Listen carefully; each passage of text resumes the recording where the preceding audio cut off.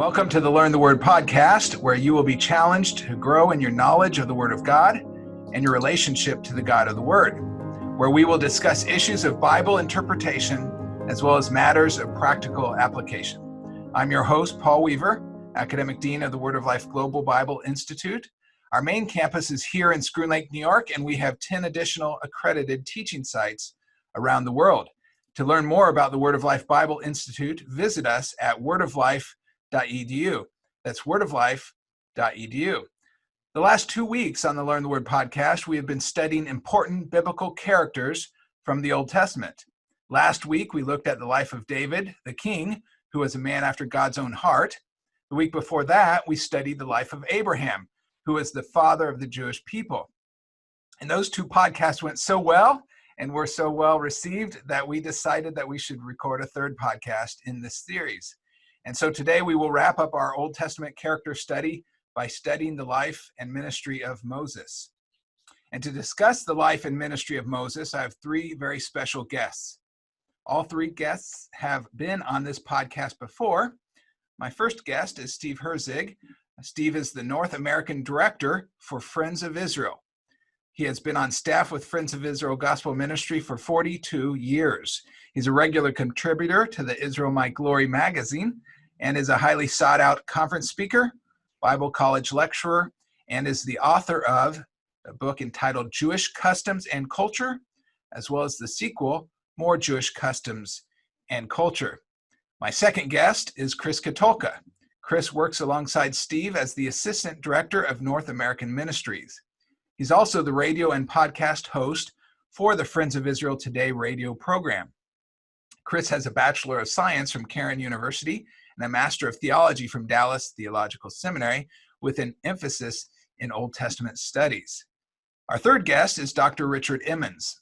Dr. Emmons has served in the pastorate for over 40 years and has been a professor at Cairn University for 32 years. He's now a professor emeritus. He's a graduate of Cairn University, formerly known as Philadelphia College of the Bible.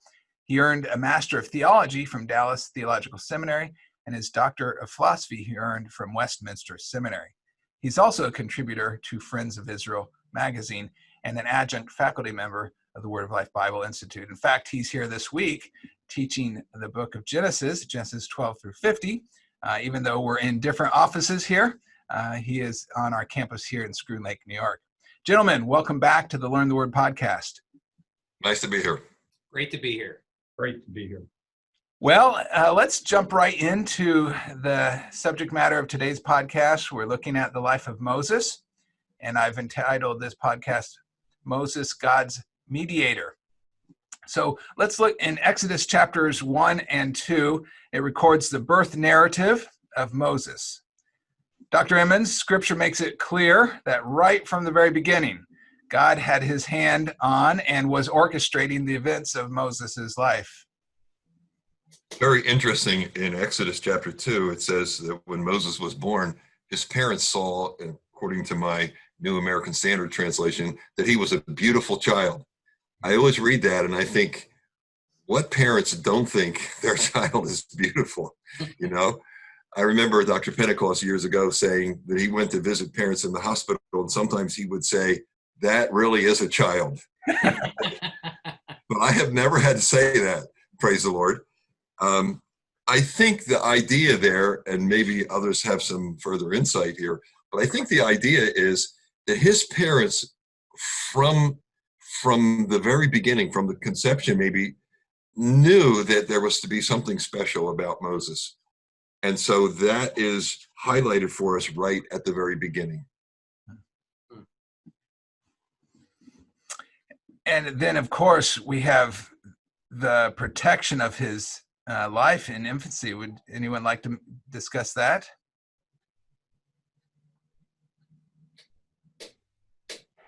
Well, I think it's very interesting that his parents hide him for the first 3 months, and then when it becomes impossible to conceal the fact that a baby is there, his mother, not Zipporah, I forget her name now, skips me. Amram, Jochebed. His mother Jochebed comes up with a scheme to create a basket to put him in the Nile River. And I'm thinking that, doesn't say it in the text, but she knew that's where that Pharaoh's daughter would come to bathe in the river. And so she deliberately planted her son there and had his sister, Miriam, who appears to be about the age of 10 at the time, watching out for him. And I always marvel at Miriam's composure in how, as a youngster, she carries out her assignment to approach Pharaoh's daughter with the offer to find someone to take care of the baby for her. It was quite a plan. And obviously the hand of the Lord made that work. I don't know if you guys have any further insight there, but I love that story. Yeah, I always think it's interesting too to see the similarities between Moses's birth narrative and Jesus's, not birth narrative, but definitely God's protection of his son. Almost seems to fit certain similarities with one another. You know, you have the kingdom that was ruling at that time that was looking to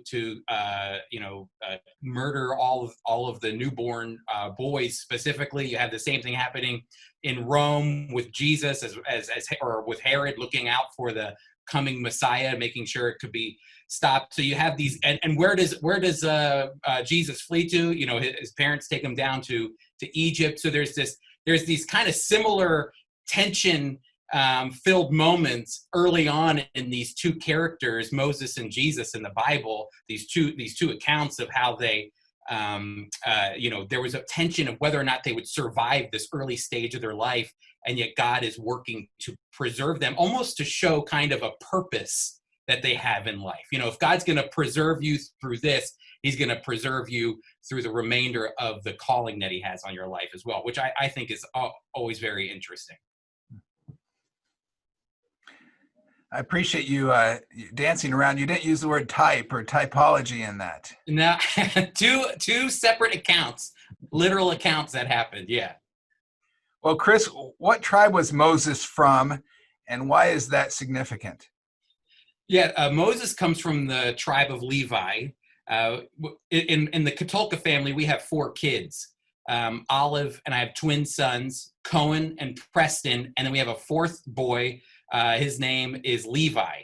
And so we tried to build this theme of priesthood in our family. Cohen in Hebrew means a priest. In Hebrew, it's Cohen Gadol, is a high priest.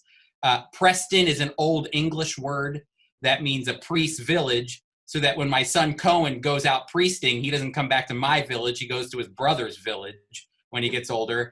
And then finally, there is Levi. And so we built this tribe of sons who are hopefully going to be mediating or standing between God and man, connecting people with God and man. And you see that kind of getting worked out in Moses's connection to the tribe of Levi. That's his family. The tribe of Levi at the time of Moses wasn't allocated yet. We haven't gotten to that progressive element of revelation in Moses's, when we see Moses appear. The tribe of Levi hasn't been allocated as the priestly, tribe at that point. However, you can kind of see that the scriptures are hinting to the fact of the significance of what the Levites would be by choosing Moses, because it would be Moses's brother Aaron that would become the very first high priest. And what this really does is amazing, because it moves the tribes of Israel away from a more family model worship system where the father is worshiping and offering sacrifices like you see in the book of Job, more to a unified system of worship with the high priest as the head. And you can see how Moses's family is a part of this system that's driving us to that. And so, yeah, Moses being a part of the Levitical priesthood, Moses being a part of the Levites, which eventually get us to the Levitical priesthood, is very significant for sure. I'm a little embarrassed that I just called my 2 children names that we liked. we like those names too. Daniel, that's a safe way to go. That's right. Not that you didn't like them, I just didn't think so much about the names that we chose. We just thought they were pretty, but Maybe I should have thought that if I named them priestly names, that they would come out all right. Well, I can't make any promises just yet. You know, right. We have bets out right now. Well, Steve, what do you think Moses' life was like being raised in Pharaoh's household as a child and a young person? You know, Paul, when you asked me to talk about Moses for the Jewish people, and of course that's my background, Moses is the biggie. I mean, Moses is as big as you can get. When I was 5 years old, my mother took me to see the Ten Commandments, Charlton Heston, Yul Brynner. The picture screen was so huge. We had a little ceramic sculpture of Moses that hung on our wall. Moses is big, as big as you can get. And when you asked me about his life, when I was in Hebrew school, there's a Talmudic story that was told about Moses. Remember, we already know that Jochebed gave Moses to Miriam. They put him in the river, as Dr. Emmons talked about, and off he goes. He's a special child. Well, the story to make sure that we as the Jewish students understood how important and what a miracle life Moses had. The Talmudic story is Moses is a little baby, as Pharaoh's daughter has found him. They know that he's a Hebrew child. They're supposed to be killed. Why shouldn't he kill this baby? Well, the story is that Pharaoh said, all right, you can keep him if. They put hot coals on one side and they put diamonds on the other side. And little baby Moses, the Pharaoh said to his daughter in this Talmudic story, that if he chooses to go away from the diamonds and take the coal, then I know that he will not be a problem to us later. But if he goes for the diamonds, which of course most babies would go for the sparkly thing, then we're going to kill him. Well, the Talmudic story taught it Moses certainly could be directed by God, and that's exactly what happened. He's going to reach for the diamonds, and God moved him to touch the coals, put it on his tongue, and of course that's why Moses stuttered later on when he's confronted by the burning bush, and he's inadequate as he stands before God. Now that's a Talmudic story. I certainly acknowledge that, but that elevates Moses. Moses is the lawgiver. We're going to talk about that. But so when I saw Charlton Heston, you know, and the whole segue, as we'll be doing biblically, what Cecil B. DeMille tried to do visually, take us through really not just the life of Moses, but the Jewish people and all that. We think of Moses's life being raised in Egypt by Pharaoh. This would be a person who is raised by Bill Gates. This is a person raised, you could say president, but Pharaoh's higher than that. He had the best of education. He was given all the knowledge that could possibly be taught as he's in a royal court. He was a special child. He would be given the best of food, the best of education, the best clothing, the best of everything. And I think as we put that in context, it's going to help us, as Paul, as you lead us through this progression, to see, you know, Moses would later have what we call a midlife crisis. 40 years old, and where's my life? Where am I going? And we'll talk about that. But what was his life young? He had it all. He had the best. Even though he knew he was Jewish, he knew about his people. He was here, and they were down here. And that would God would have to deal with him on that issue, because let's face it, if you live 40 years in a mansion, it's tough to live 40 years as a shepherd, but that's another story. Just to give you the background from a biblical, and I would say from a Jewish side, we are given the idea that this child is special and that he is going to have the best of the best, which will ultimately be used of God to do what is an incredible task at hand. Chris and Steve, you're working with Friends of Israel Gospel Ministry, and Dr. Emmons, you also write for and love the ministry of Friends of Israel. These are the big three, right? We've covered Abraham and David, and we're going back a little bit, after Abraham and before David, to talk about Moses, right? Would you say in a Jewish mind these are the big three? If we had a NBA team, we talk about the right now, the big three on a few teams, but these are the big three of the Jewish people, aren't they? Moses would be LeBron James. He's the best. He's the top. He's the one that is quoted. He wrote the most of the Old Testament. He is, just to give you an idea from a Jewish point of view, Dr. Emmons could give us the scholarly aspect. I'm just giving you the Jewish point of view. Moses and Franklin Roosevelt in the United States are the two biggies. Politically, most Jewish people are liberal today and vote Democratic, and they attribute their heritage to the man who won World War II and who took us out of the Depression in their eyes.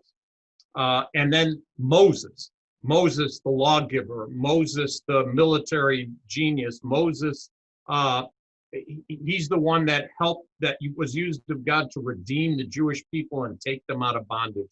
There's nobody greater than Moses to your average Jewish person. I don't know what Chris and Dr. Emmons would say, but from that background, I can tell you Moses in basketball would be number one. Would you say Abraham was number two and David number three, or Abraham and David? That's a really good question, actually, if you had to rank them. It's funny because I actually think Abraham is appreciated in the Jewish community. Recently Israel signed peace accords with the UAE and with Bahrain, and it was called the Abraham Accords. And the reason it's called the Abraham Accords is because people say Abraham is the father of monotheism. And so I think that really is something that the Jewish people pride themselves on, that God called Abraham, the God of Abraham, Isaac, and Jacob.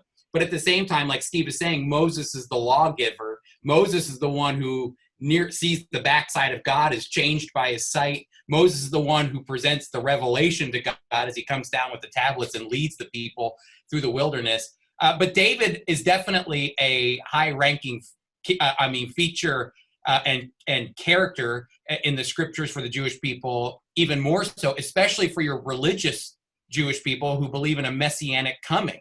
The King David is the typification of what a messianic figure is for Jewish people. And so not just theologically and prophetically, but just that's who is what the Mashiach, the Messiah, would be like, and like King David. So it's interesting how I think Abraham is definitely seen more universal, and we talked about that, but for sure Moses is the identity of the Jewish people, and King David is that political figure that would be almost like a messianic type that would come in the future as well. In America, more Jewish families name their kids David than either Abraham or Moshe. There's a lot of Moshes for sure, but David is big. It's a big name anyway. I think the fact that his name means beloved, David's name means beloved, and what he has done for the worship community with the Psalms and the music and so forth is a big contributing factor. I would agree that I think Moses is number one with all Jewish people. And I think to a big extent, to Gentiles as well. We look at Moses as the one who gives us so much revelation from God, so used to write the Pentateuch, and such a blessing for us. So Abraham is the foundation. He's the father of it all. And then Moses is really the prophet, and David is the musician. You really have a terrific triumvirate with the three of them. I like that he's the musician there, Dr. Emmons. That's really good. I can just see him off to the side playing the harp, while the other two are hanging around listening. I like that imagery. He says, I'll put it in a song so everybody will remember what you said. Well, Steve, for our listeners, could you, that might not be familiar with the Talmud, you referenced the Talmud. Could you just briefly explain what that is? Sure, the Talmud is extra biblical, but by Orthodox Jews are regarded equal with the text. And essentially, it's Jewish people invented many things, and that Christians think they did. The Schofield Reference Bible has its roots in the way we read it, or Ryrie, or whichever Bible you use. When I was in first and second grade, I got what was called a chumash. It had the text at the top, and it had Rashi's commentary, all written in Hebrew, and it had Rashi's commentary at the bottom. And what I found at Cairn University, when I was there, Philadelphia College of Bible, when an assignment was given, Dr. Emmons, I don't know if you ever walked the library during your teaching time, but you'd see, for me, I was a new Christian, I'm at the school, and they're reading Schofield notes to see if the text is true. Well, the Talmud is taking the text, and it's rabbis who talk about halakha and haggadah, which is really the strict law aspect of what the text says, and then the commentary. And so you have rabbis going back and forth over a text and discussing, what it means and what are the implications. So if you took your Bible, and I have a thin print one here, then I have the Old and New Testament. So imagine just the Jewish scriptures. If you were getting the Talmud, it's 26 volumes. 26 volumes. So if you wanted to take the inspired word with you from an Orthodox Jewish point of view, you'd need a cart of some sort to lug 26 volumes around. But I understand it, and even today, I'm sure Dr. Emmons, I know that Chris has it, Bible scholars go to the Talmud to see if there's aspects of the text that they might not have thought about that are legitimate, because they were great scholars then.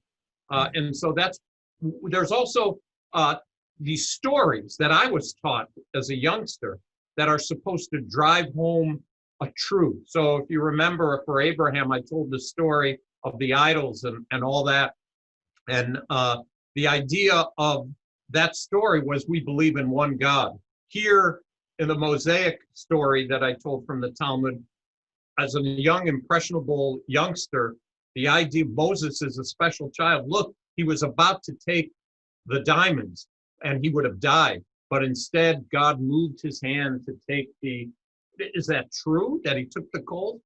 We don't know. There's nowhere in the text that says that, but it certainly directs us, man alive, Moses is important. God's hand is with him. And so we would continue to read about Moses, that kind of story really gives us a foundation to really pay attention to who Moses is and what he did. And Steve, can I add too, this is important because in modern Judaism today, it's called rabbinical Judaism. And there is actually this, in Christianity, the canon is closed. It's, from Genesis to Revelation, God's word is complete. But, in rabbinical Judaism, there's this continuity of law that starts in Moses and continues even in an oral tradition and oral law in rabbinical Judaism that you find in texts like the Mishnah and the Talmud. And so these are very sacred texts to Jewish people because for them is the continuity of oral tradition. There's really only one other group of Jewish people that don't actually hold to rabbinical Judaism, and looks to Talmud and Mishnah and what they would consider, truths that come from those. And that's the Karaite Jews, who essentially just believe the Tanakh, the Hebrew Bible, is the only authoritative truth.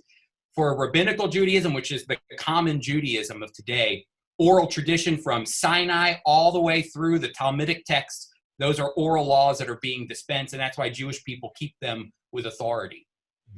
So it's an inspired commentary per se, just to kind of simplify. You likened it to Schofield Study Bible for our millennials that are listening, or even young 30s. That would have been the most influential, one of the first study Bibles, and really influential to many people of our evangelical. I'm sorry, Paul. I'm just an old guy, so I use Schofield. but before all the study Bibles were popular, right? This is That's right. That's right. now there's 50 different types of study Bibles, but then it was Schofield and really Ryrie made study Bibles, I would think, become popular, and then now we've got all sorts of different study Bibles. Anyhow, very good. Well, we've talked about the early days of Moses and the extravagance, and he would have had the best of the best in situations. But from the perspective of a reader of the Old Testament, Moses's life took a turn for the worst. Living in a palace too. Chris, could you explain? Yeah, there's in Exodus chapter 2, as we're learning about the life of Moses, his birth, how he kind of grew up in Egypt. There's a story that appears, a transitional story, really, because the text is taking us to a transition in Moses's life now, where he is out walking about, and like Steve said earlier, he understood who he was as a Hebrew. Even though he lived in the palace, he understood who he was, and it says that he saw one of his very own that were being beaten by an Egyptian. And so he runs over and he ends up killing the Egyptian. Moses does, in defense of the Hebrew, and he buries him and then lets it be. And then the next day, it seems to be that he comes back and he sees two Hebrews fighting with one another, and he goes, "Hey, what are you guys doing here?" And the text actually says this in verse 14 of chapter 2. It says, "Who made you ruler and judge over us? Are you thinking of killing me as you killed the Egyptian?" And then Moses was afraid and thought, what I did must have become known. And so Moses flees and goes into Midian. This is a transitional moment for Moses, but I actually think it's interesting how this becomes almost a picture of what the extended account will look like for the rest of Moses's ministry. Number one, he's got to deal with Egypt, so he's got to deal with Pharaoh. So he defends the Hebrew, he sticks up for the Hebrew, he's on a mission for God to set the Hebrews free. And so you see that in the way that Moses stands up for the Hebrew against the Egyptian. But then at the same time, he encounters the two Hebrews fighting with one another, and then they go, "Who made you judge over us? Who do you think you are?" And it becomes a perfect picture of, I think, the rest of Moses's ministry, where Moses, the moment he gets called and he goes, he sets out, he's got to deal with Pharaoh. That's not an easy thing to deal with. That results in the 10 plagues that I'm sure we'll talk about. But then even the rest of his ministry in the wilderness is the constant battling. I'm even thinking of the account of Korah, I believe, when he goes, "Who made you judge over us?" It's the exact same thing. Hebrews fighting Hebrews, and then looking at Moses and going, "Why'd you bring us out here? What'd you do this for?" So it's almost this very short 4-verse account of a transitional moment that kind of defines the rest of what Moses's ministry will be like throughout the Torah. So it goes from luxury to now a shepherd? That's exactly right. Well, Steve, would you explain to us who are these Midianites?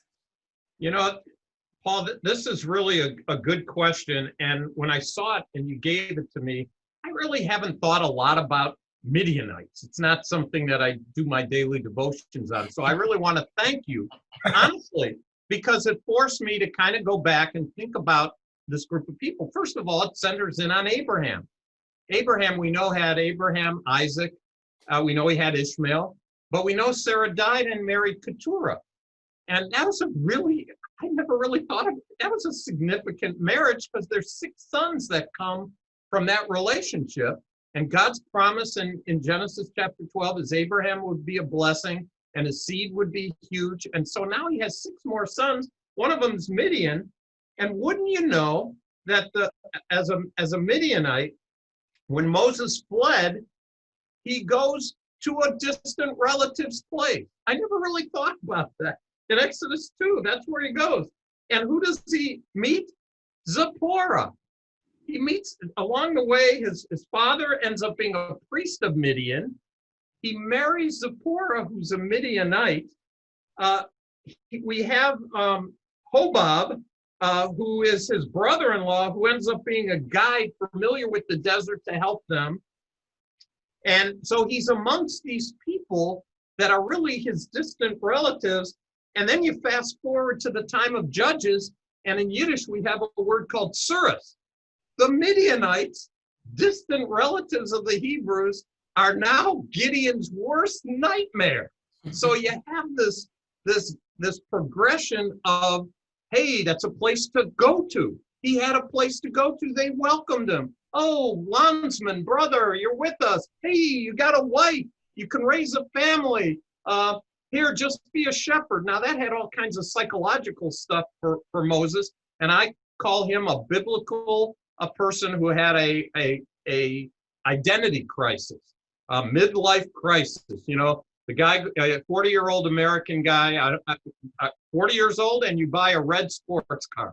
That only for Moses, this identity crisis was over his identity and his people being killed. And as Chris described, what I describe as an Oreo cookie, Moses is the cream, and he's squeezed all the time, never appreciated. And so the Midianites are people that really are salvation for him, while a peaceful time of 40 years as a shepherd, where Moses is going to learn the high that he had as leader, is now going to be a very quiet, peaceful life to learn what he needs to learn as an 80-year-old. I'm 67. That means 13 years from now, I'd have to lead 2 million people. No, thank you. But Moses needs that 40 years on the high, 40 years on the low. But those 40 years on the low are really amongst people who care about him. And so I never really thought about that. So I really appreciate the assignment to think about it. And you gave me a great assignment. So I enjoyed checking that out. Well, I love being the host because I get to ask you guys questions that I want to know more about. So thank you for doing the work for us. Here's a question for you. This is not one I submitted to you, but maybe you have an idea. The Talmud, or Jewish history, I've always wondered, is there any information in the Talmud or in Jewish folklore about when Moses knew that he was a Hebrew? Like, did he know from the very beginning? Did his mother, did his caretaker, who was his mother, tell him at some point? Any thoughts about that? Well, we do know that she ended up, leave it to a Jewish family. She gets to be paid to raise him up. What a deal is that? Only a Jewish person can say that. You know that, right? That's right. It's a great deal. She ends up giving him up, getting him back, getting paid for it. And look, it doesn't say anywhere that I know, Dr. Emmons could correct me, or Chris, it doesn't, not that I know, but you better believe that mother shared with him and let him know who he is. If you ask me my opinion, I believe it was being, as she fed him and cuddled him and loved on him, I am sure, I'm pretty sure that she would have told him. I wouldn't even be surprised if God gave him memories of those years in relationship to keep him anchored to where he needed to be in the future. But that's only my opinion. So wait, Steve, you're saying that a Jewish mother would never withhold information to her Jewish son? Is that what you're saying? Well, I wouldn't say it that way. I would only say this. There's nothing like a Jewish mother. And she was probably very strong. And whatever she felt he needed to know, she was going to make sure he knows. I think it's interesting, too, along those lines. I think Stephen's message in Acts 7 affirms that idea that his mother, and maybe father as well, but especially his mother, would be building into him. It says in Stephen's account in Acts chapter 7, verse 23, but when he was approaching the age of 40, it entered his mind to visit his brethren, the sons of Israel. And that's the event that Chris was describing a few minutes ago. It says, and when he saw one of them being treated unjustly, he defended him.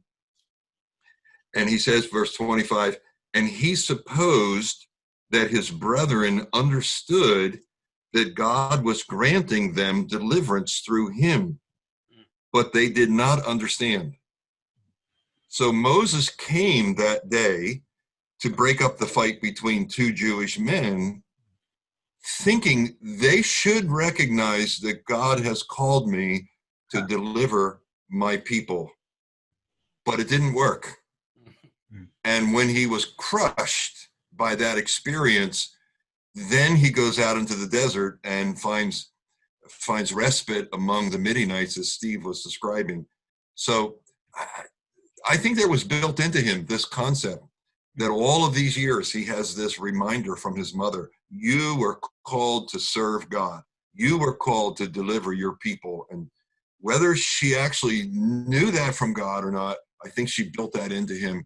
And much like we would impress upon our children the importance of walking with Jesus and serving him. Very interesting.